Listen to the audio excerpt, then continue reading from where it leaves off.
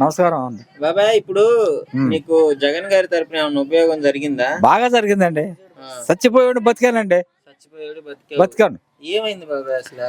Accident జరిగిందండి. బండి నుంచి పడిపోయా. ఇటు చూడు, నాకెళ్ళి చూసి చెప్పు ఏమైంది? బండి నుంచి పడిపోయానండి. బండి మీద నుంచి పడిపోయావు. ఎక్కడ బాబాయ్? నెల్లూరు. నెల్లూరులో. అక్కడ ఆపరేషన్ కి 3 లక్షలు కావాలండి.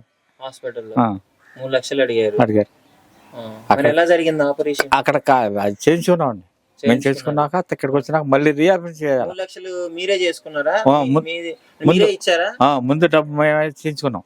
తర్వాత మళ్ళీ రీఆపరేషన్ చేయాలంటే మళ్ళీ 3 లక్షలు అడిగారు. ఇది పెంకి తీసారండి. తీసి ఊరిని అట్టు పెట్టారు. మళ్ళీ ఎట్టాలంటే పెంకి వేయాలి కదా.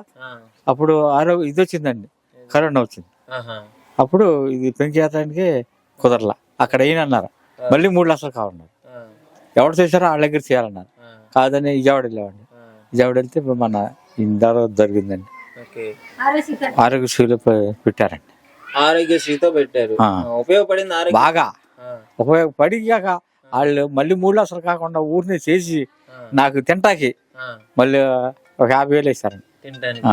మరి ఎలా అనిపిస్తుంది నీకు ఆరోగ్యశ్రీ మీద? ఆరోగ్యశ్రీ బాగుందండి. అంత జగనే బాబు. ఒకవేళ మీరు సొంతంగా డబ్బులు పెట్టుకునేటట్లయితే ఎలా ఉండేదండి? అమ్మో, అటైతే మేము చేసేవాడు కదండి. ఆరోగ్యశ్రీ లేకపోతే మళ్ళీ ఆ పని చచ్చిపోవటమే కండి. ఎవరు చేశారో వాళ్ళు చేయాలంటే ఎక్కడ చేస్తాం? ఆరోగ్యశ్రీ ఉండబట్టి మనకు వాళ్ళే మళ్ళీ నాకు తింటాకి భోజనం చేతాకి నాకు మళ్ళీ నెలకి ఇచ్చారండి. నీకు డబ్బులు లేకపోతే ఆరోగ్యశ్రీ చేశారండి. బాగా నాకే ఇచ్చారు తిరిగి ఆలోచించి. బాగా అండి, బాగా చేశాండి నాకు. మా జగన్ బాబు అంటే బాగా అండి. మాకు పెద్ద కొడుకులా చేశాడండి. అవును, మా ఇంటికి ఆ కొడుకుల కన్నా నమ్మనండి నేను. కొడుకు అన్నా నాకు ఇది లేదు. ఆయన అంటే నమ్మకం అండి నాకు. అది మరి ఎక్కిరిస్తున్నారు కదా. ఎక్కిరిచ్చా వాళ్ళు అంటారు పైకాడు ఏముందండి. పైకాడ వాళ్ళు 5 గడ్డలేసి వాళ్ళు అట్టాగా ఉంటారండి. అసలు చేసేవాళ్ళు ఏరే ఉంటారు. సాక్ష్యం ఇప్పుడు బాగా ఆరోగ్యశ్రీ నెంబర్ 1. మళ్ళీ 50,000 నీకే ఇచ్చారండి. బాగానండి. నెంబర్ 1 అండి ఆయన. అయితే మర్చిపోయి ఇంకా ఆయన మర్చిపోనండి. నేనన్నా చచ్చిపోయినా కానీ మర్చిపోను ఆయన్ని. ఆయన బంగారం ఉండే. ఇప్పుడు ఇదే ఉంటది అభిమానం, లేకపోతే రేపు మళ్ళీ ఇంకా ఉండదు. ఎన్ని పథకాలు ఇచ్చినా ఆయన వదిలిపెట్టమండి మేము.